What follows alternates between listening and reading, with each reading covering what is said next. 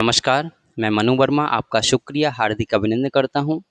दोस्तों, यदि आप केबीएस पीआरटी टायर 2 की तैयारी कर रहे हैं, तो ये क्लास आपके लिए बहुत ज़्यादा बेनिफिशियल होने वाली है क्योंकि आपके डिस्क्रिप्टिव एग्ज़ाम में जो मोस्टली पोर्शन होने वाला है, वो आपका राइटिंग एबिलिटी और रिपोर्ट राइटिंग से रिलेटेड होने वाला है, ठीक है? तो आज का हमारा जो टॉपिक है, वो है रिपोर्ट राइटिंग में press release writing.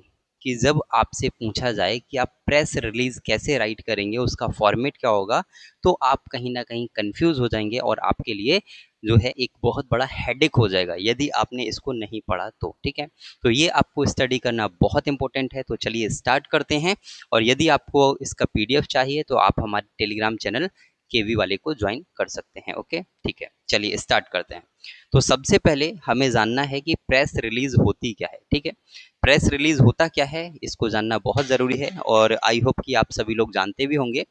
What is a press release? So, a press release is an official statement issued to the media to inform the public about a policy decision, event, achievement or development. So, a press release is an official statement. ये एक official statement होता है issued to the media, जो कि media के लिए issue किया जाता है to inform the people, जो कि वहाँ की जो पीपल हैं, जो पब्लिक है, उसको इन्फॉर्म करने के लिए। क्या इन्फॉर्म करने के लिए? तो कोई भी डिसीजन को इन्फॉर्म करने के लिए, ठीक है? कोई पॉलिसी आई, उस पॉलिसी का डिसीजन क्या आया, उसको इन्फॉर्म करने के लिए, किसी इवेंट के बारे में इन्फॉर्म करने के लिए, किसी अचीवमेंट के बारे में इन्फॉर्म करने के लिए, या फिर किसी डेवलपमेंट के बारे में इन्फॉर्म करने के लिए प्रेस रिलीज की जाती है। It is informative, concise and authoritative, ठीक है? ये एक इंफॉर्मेटिव होती है, कंसाइज होती है और अथॉरिटेटिव होती है, ठीक है? तो ये सिंपल सी इसकी डेफिनेशन थी कि प्रेस रिलीज होता क्या है, ठीक है? अब हमें सबसे इम्पोर्टेंट जानना है कि इसका एक्चुअल फॉर्मेट क्या होता है, क्योंकि फॉर्मेट के थ्रू ही आप इसको लिखेंगे। यदि आपका फॉर्मेट गलत होगा तो आपके सारे आंसर्स गलत माने जाएंगे, क्योंकि आपको फॉर्मेट लिखने का तरीका नहीं पता है। Format is very very important for your press release and every writing ability portion. जो भी हमारा राइटिंग पोर्शन है, उसके लिए आपका फॉर्मेट पता होना बहुत ज़रूरी है। तो इसका स्टैंडर्ड फॉर्मेट क्या है? मैंने यूपीएससी लेवल का लिया है, क्योंकि हम बहुत हाई लेवल का लेकर चलेंगे तब भी लोअर लेवल का इजीली क्रैक कर पाएंगे। अगर आपने ये कर लिया, इसका मतलब आप केपीएस पीआरटी टायर 2 को यूं ही उड़ा देंगे। नेम ऑफ द अथॉरिटी और ऑर्गेनाइजेशन। सबसे पहले आपको जो अथॉरिटी है या फिर जो ऑर्गेनाइजेशन है, उसका नाम लिखना है। उसके बाद में आपको प्रेस रिलीज लिखना है। जैसे हमने नोटिस के बारे में पढ़ा था, इससे पहले हमारी बहुत सारी क्लासेस हो चुकी हैं। यदि आपने नहीं देखा है तो चैनल पे जाइए, प्लेलिस्ट सेक्शन में जाइए और वहाँ से तैयारी कर लीजिएगा। हमने नोटिस में देखा था, तो जब नोटिस होगा तो आपको नोटिस लिखना है कैपिटल लेटर में, ठीक है? जब आपको प्रेस रिलीज लिखना है तो प्रेस रिलीज में आपका लिखा होना चाहिए प्रेस रिलीज कैपिटल लेटर्स में। इससे क्या होगा कि वो आइडेंटिफाई हो जाएगा कि ये प्रेस रिलीज है, ये नोटिस है, ये सर्कुलर है, वो सब कुछ जो है पता चल जाएगा, ठीक है? नेक्स्ट आपको लिखना है प्रेस और डेट। नेक्स्ट हेडलाइन लिखना है कि आपकी हेडलाइन या फिर सब्जेक्ट क्या है। नेक्स्ट आपको बॉडी लिखना है और बॉडी में क्या क्या आपको याद रखना है, की इन्फॉर्मेशन, ठीक है? आपका जो इन्फॉर्मेशन है उसके बारे में ज़रूर दिया होना चाहिए। उसका ऑब्जेक्टिव क्या है, जो भी प्रेस रिलीज की जा रही है उसका मेन ऑब्जेक्टिव क्या है, वो आपका बॉडी में होना बहुत ज़रूरी है। और किसी ना किसी ऑफिशियल स्टेटमेंट को आप एड ऑन करेंगे, क्योंकि जो भी आप प्रेस रिलीज कर रहे हैं वो आप अपने बिहाफ पर नहीं कर रहे हैं, किसी भी अथॉरिटी के द्वारा बोला गया प्रेस रिलीज है या फिर कोई पॉलिसी हो सकती है, उसके बारे में बताया गया है। तो आपको क्या करना है, कोई ना कोई की इन्फॉर्मेशन आपको वहाँ पर देनी है, सिर्फ और सिर्फ की इन्फॉर्मेशन, क्योंकि आपको अपने ओपिनियन सजेशंस ये सब उसमें ऐड नहीं करना है। जो उसमें बोला गया है वही आपको करना है, उसका क्लियर ऑब्जेक्टिव उसमें शो करना है और ऑफिशियल स्टेटमेंट क्या था वो भी आपको शो करना है। लास्ट में क्या लिखना है, इश्यूइंग अथॉरिटी एंड डेजिग्नेशन। जो इश्यूइंग अथॉरिटी है और उसका डेजिग्नेशन क्या है वो आपको लिख देना है। सिंपल सा फॉर्मेट है, ये फॉर्मेट आपके लिए मस्ट है। फॉर्मेट के बिना आप कुछ भी नहीं कर पाएंगे, करेंगे तो गलत होगा, ठीक है? तो सबसे पहले हम देख लेते हैं यहाँ पर, एक एक चीज़ को बारीकी से जानेंगे और आपके बहुत अच्छे मार्क्स आएंगे यदि आप इस टाइप से लिखेंगे तो, ठीक है? यहाँ पर आप देखिए गवर्नमेंट ऑफ इंडिया ये लिखा हुआ है, ministry of skill development and entrepreneurship दिया है, ठीक है? अब सबसे पहले मैंने क्या लिखा है, यहाँ पर अथॉरिटी लिखा है, ठीक है। अथॉरिटी लिखा है, अथॉरिटी को मैंने एक डिफरेंट कलर से यूज किया है। और नेक्स्ट ये क्या है, प्रेस रिलीज है, तो मुझे प्रेस रिलीज लिख देना है, वो भी कैपिटल लेटर में। ये ध्यान रखना है, ये कैपिटल लेटर में लिखना कंपलसरी है, आपको इसे कैपिटल लेटर में ही लिखना पड़ेगा। नेक्स्ट आपको प्लेस लिखना है और डेट लिखना है, इट्स अ कंपलसरी। और उसके बाद में आपका जो भी सब्जेक्ट है, जो भी हेडलाइन है, उसको मेंशन करना है। हमारा सब्जेक्ट या हेडलाइन क्या है, so government launches national skill enhancement initiative for youth। Government ने जो स्किल इन्हेंसमेंट इनिशिएटिव लॉन्च किया है यूथ के लिए, उसके बारे में प्रेस रिलीज की गई है, ठीक है। तो सबसे पहले हमने क्या देखा, यहाँ पर किसी अथॉरिटी का नाम लिखना है, तो यहाँ पर एक अथॉरिटी है। उसके बाद आपको प्रेस रिलीज लिखना है, उसके बाद में प्लेस एंड डेट लिखना है, उसके बाद में जो भी आपका हेडलाइन या फिर टाइटल है वो लिखना है। उसके बाद में आपको बॉडी लिखना है। बॉडी को भी आप 3 पार्ट्स में डिवाइड करेंगे, बॉडी को भी आप 3 पार्ट्स में डिवाइड करेंगे। फर्स्ट आप उसका बेसिक इन्फॉर्मेशन देंगे, जिसको आप इंट्रोडक्शन फॉर्मेट बोल सकते हैं। उसके बाद में मेन बॉडी लिखना है, उसके बाद में कंक्लूजन लिखना है, ठीक है। तो यहाँ पर यहाँ से यहाँ तक आप देखेंगे तो ये इंट्रोडक्टरी पार्ट हो जाएगा, ये इंट्रोडक्शन वाला पार्ट हो जाएगा।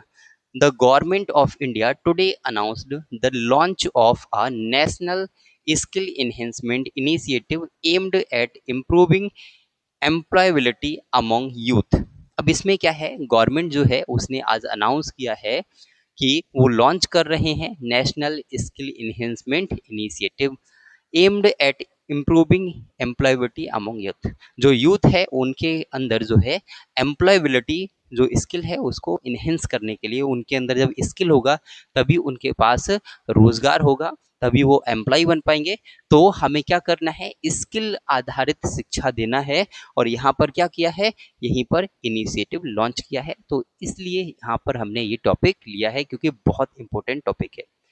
Addressing the skill gap in emerging sectors of the economy. और इससे क्या होगा कि जो स्किल अगर किसी के अंदर आएगा तो उससे हमारी इकोनॉमी को भी बूस्ट मिलेगा, क्योंकि जब किसी के पास स्किल होगा तो स्किल रिलेटेड वर्क करेगा। जैसे मान लीजिए अगर किसी के पास स्किल है ड्रोन बनाने की, तो हम ड्रोन बनाने में बहुत आगे तक जा सकते हैं। उससे क्या होगा, धीरे धीरे धीरे धीरे वो बड़े लेवल पर पहुंचेगा और फिर हमारा जो देश है, हमारा जो कंट्री है, उसका भी नाम डेवलप होगा, हमारा कंट्री भी धीरे धीरे डेवलप हो जाएगा, ठीक है। तो ये बेसिक इंट्रोडक्टरी पार्ट हो गया। उसके बाद में आपको मेन बॉडी लिखना है। मेन बॉडी में क्या है, the initiative focuses on providing industry relevant training in areas such as digital technology, renewable energy, manufacturing and health care. अब इसमें क्या है, द इनिशिएटिव फोकस, जो ये इनिशिएटिव स्टार्ट किया जा रहा है उसका फोकस क्या है, उसका फोकस है इंडस्ट्री रिलेवेंट ट्रेनिंग, इंडस्ट्री से रिलेटेड ही ट्रेनिंग देना। क्योंकि इंडस्ट्री में बहुत सारे वर्कर्स काम करते हैं और इंजीनियर काम करते हैं, उन सभी को अगर हम स्किल्ड कर दें तो हमारे लिए बहुत अच्छा हो जाएगा। तो इस इनिशिएटिव का मेन फोकस क्या है कि इंडस्ट्री रेलिवेंट ट्रेनिंग प्रोवाइड करना। Area such as digital technology, जिसमें क्या हो, उनको डिजिटल टेक्नोलॉजी दी जाए, रिन्यूएबल एनर्जी पे वर्क किया जाए, मैन्युफैक्चरिंग की जाए एंड हेल्थ केयर, इन सभी पर विशेष फोकस रखा गया है, ठीक है।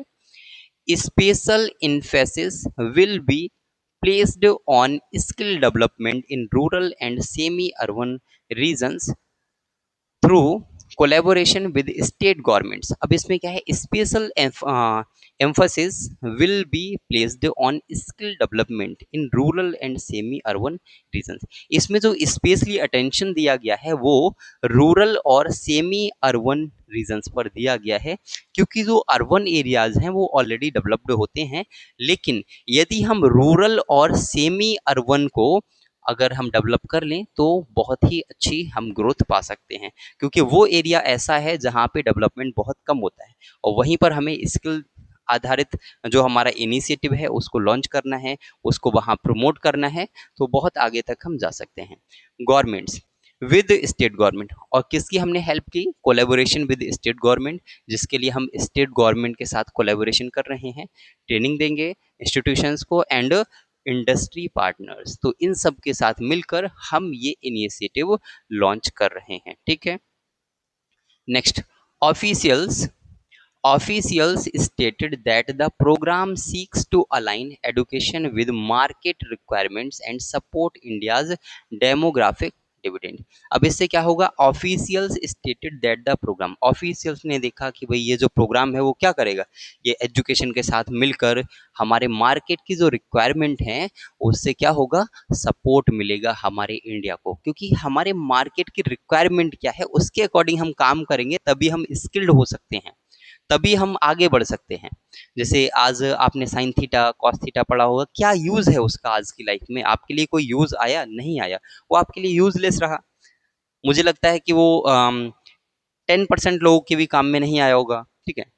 तो वो है, implementation will be monitored through regular assessment to ensure effectiveness and transparency. Implementation will be monitored, जो इम्प्लीमेंटेशन है उसको मॉनिटर किया जाएगा थ्रू रेगुलर असेसमेंट, रेगुलरली उसका असेसमेंट किया जाएगा, उसको मॉनिटर किया जाएगा, जिससे कि इफेक्टिवनेस एंड ट्रांसपेरेंसी बनी रहेगी, जिसको जो मिलना चाहिए उसको उसका अधिकार मिले, इस तरीके की ट्रांसपेरेंसी हो पाएगी। तो यहाँ पर बेसिकली हमने क्या देखा, उसके बाद हम कुछ की पॉइंट्स देखेंगे कि क्या क्या चीज़ें आपको याद रखनी है, वो भी हम देखेंगे। और सबसे पहले एक बार हमारा जो फॉर्मेट है उसको हम रिवाइज करेंगे। सबसे पहले क्या है, नेम ऑफ द अथॉरिटी या ऑर्गेनाइजेशन, उसके बाद आपको प्रेस रिलीज लिखना है कैपिटल लेटर्स में, फिर प्लेस एंड डेट लिखना है, नेक्स्ट हेडलाइन लिखना है, नेक्स्ट आपको बॉडी लिखना है, बॉडी में क्या क्या होना जरूरी है, तो की इन्फॉर्मेशन होना जरूरी है, उसका ऑब्जेक्टिव क्या है, ऑफिशियल स्टेटमेंट क्या है, वो सब होना बहुत जरूरी है आपके बॉडी वाले पोर्शन में। एंड लास्ट में इश्यूइंग अथॉरिटी और डेजिग्नेशन आपको लिख देना है, ठीक है। तो ये सिंपल सी चीजें थी, ये हमने यहाँ पर देखी। अब इसके बाद अच्छा, यहाँ पर इश्यूइंग अथॉरिटी जो है उसका भी नाम यहाँ पे लास्ट में लिख देंगे, ये यहाँ पर मिसिंग हो गया है तो उसके बारे में लिख दीजिएगा, ठीक है, इश्यूइंग अथॉरिटी क्या है, ठीक है। नेक्स्ट हम देख लेते हैं थिंग्स टू रिमेंबर, कौन कौन सी बातें आपको याद रखनी है इसको लिखते समय, ठीक है। क्योंकि बहुत सारी हम मिस्टेक्स करेंगे, मिस्टेक्स होने के चांसेस क्यों रहेंगे, चांसेस इसलिए रहेंगे क्योंकि बहुत सारी चीज़ें हम सीखने वाले हैं, प्रेस रिलीज हो गया, नोटिस हो गया, जो हमारा सर्कुलर हो गया, और हमारा जो न्यूज़पेपर रिपोर्ट राइटिंग है, बहुत सारे टॉपिक्स हैं, ठीक है, फैक्चुअल रिपोर्ट राइटिंग है। अब इन सब में कौन कैसा है, कहाँ पे क्या आपको करना है, वो सब कैसे हो पाएगा, आपको फॉर्मेट लर्न करना पड़ेगा, तभी आप कर पाएंगे। तो फॉर्मेट को याद रखना बहुत ज़रूरी है, और फॉर्मेट से भी इम्पोर्टेंट क्या है कि आपको क्या क्या चीज़ें याद रखनी है जिससे आपके अच्छे मार्क्स आए। कुछ चीज़ें मैं आपको बताता हूँ। सबसे पहले आपको डिफरेंट कलर्स का यूज़ करना है, यानी कि जो कलर्ड पेन्स हैं उनका यूज़ करना है, साथ ही साथ चीज़ों को हाईलाइट करना है, जो भी आपके की पॉइंट्स हैं उनको आप हाईलाइट करिए, ठीक है, ये बहुत ज़रूरी है। जितना भी अच्छे से आप डेकोरेट कर पाते हैं अपने राइटिंग पोर्शन को डेकोरेट करिए, क्योंकि आपको अच्छे मार्क्स तभी मिलेंगे जब आप दूसरों से यूनिक दिखेंगे। और यूनिक कैसे दिखेंगे, आपका चेहरा कोई नहीं दिख रहा, आपकी जो नोटबुक है, आपका जो पेपर होगा जिस पे आप लिखेंगे वही आपका चेहरा है, ठीक है, वही एग्जामिनर देखेगा, तो उसको अच्छा बनाइए, ठीक है। अब इसमें क्या क्या याद रखना है, language must be formal and neutral, आपकी जो लैंग्वेज है वो फॉर्मल होनी चाहिए, साथ ही साथ न्यूट्रल होनी चाहिए। नो ओपिनियंस और परस्यूसिव लैंग्वेज, आपको किसी भी टाइप का ओपिनियन सजेशन इस टाइप की कोई भी चीज़ें ऐड ऑन नहीं करना है। तो पहला क्या याद रखना है, आपको फॉर्मल एंड न्यूट्रल रहना है। नेक्स्ट आपको ओपिनियन और सजेशंस से बचकर रहना है, वो सब उसमें नहीं लिखना। और आपको थर्ड पर्सन का यूज़ करना है, आपको सिर्फ और सिर्फ थर्ड पर्सन का यूज़ करना है। Next focus on facts policy and objective, आपको फैक्ट पॉलिसी एंड ऑब्जेक्टिव पर फोकस करना है और उन्हीं के बारे में लिखना है। Next headlines should be clear and informative, आपकी जो हेडलाइन है वो क्लियर होनी चाहिए, ऐसा नहीं कि आपने 4-5 लाइन की हेडलाइन लिख दी, ऐसा नहीं है। आपकी headline max to max 2 line होनी चाहिए, बेटर यही होगा कि आप हेडलाइन को 1 लाइन में फिनिश करें, जो कि क्लियर एंड क्रिस्प होनी चाहिए और इंफॉर्मेटिव होनी चाहिए, उसमें इंफॉर्मेशन दी जाए कि ये किसके बारे में बात की जा रही है। Avoid technical Jurgen unless necessary, आपको क्या करना है, जो अननेसेसरी वर्ड हैं उनका यूज नहीं करना है। कुछ चीज़ें और याद रखनी है कि बहुत लंबे सेंटेंसेस का यूज नहीं करना है, क्योंकि जब आप बड़े बड़े सेंटेंस यूज करेंगे तो आपके मिस्टेक होने के चांसेस बहुत ज़्यादा रहेंगे, तो ऐसा नहीं करना है।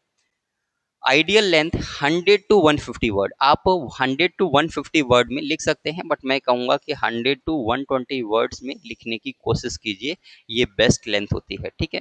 150 तक मैक्स है, मैक्स टू मैक्स 150, उससे आगे तो जाना ही नहीं, ठीक है, उससे आगे तो जाना ही नहीं है।